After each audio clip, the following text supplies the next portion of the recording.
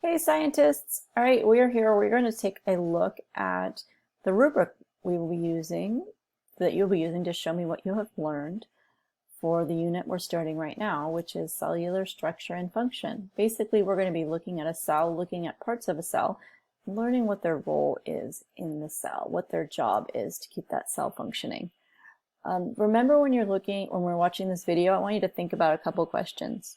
So what are some questions you have about this rubric that I'm about to share with you? And maybe you don't understand a word, or some of the directions are unclear. Think about that, and also think about what are the things you're going to need to learn. Because remember, your goal on this summative is to score a proficient. That's where we want a sixth grader to be at the end of the unit. So what are some things in here that you don't already know that you will need to know in order to score a proficient on this summative? When you've thought a few of those, as you're watching the video, maybe think about those, and there's a place for you to respond to both of those prompts on the opposite page here of your workbook. So let's just take a look at this rubric. We've learned that a system is a group of parts that work together to perform a task.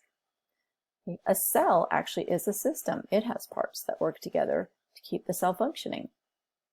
What you're going to do at the end of this unit is we're going to learn about these cell parts, but you're going to think of a system that has functions that are similar to those in a cell, that has parts that are similar to those in a cell.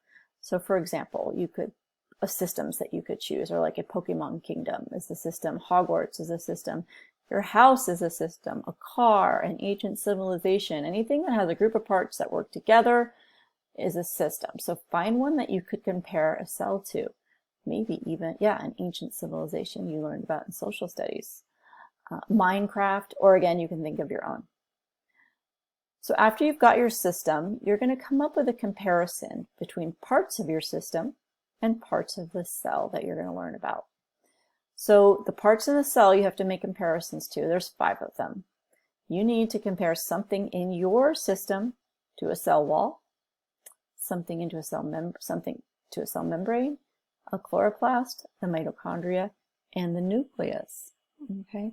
Some of these words might be new to you. So remember, what do you need to learn in order to compare parts of a system to these parts of a cell? There's lots of different ways you can demonstrate your learning to me.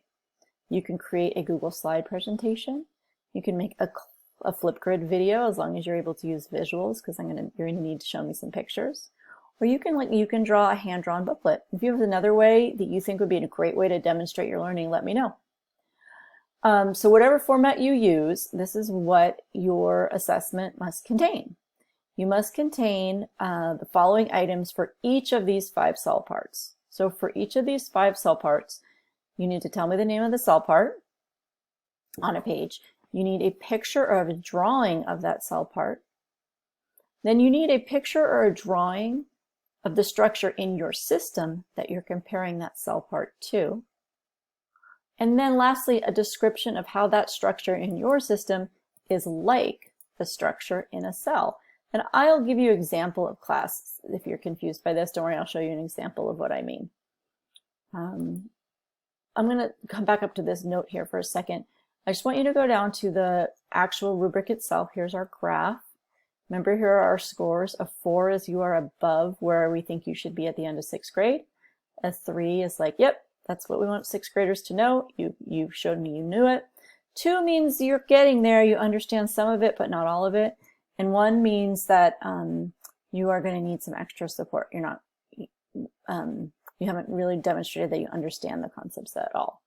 So for this particular assignment, if we start with our 3, to get a 3 on this, your presentation must include all of the things we talked about in the instructions here.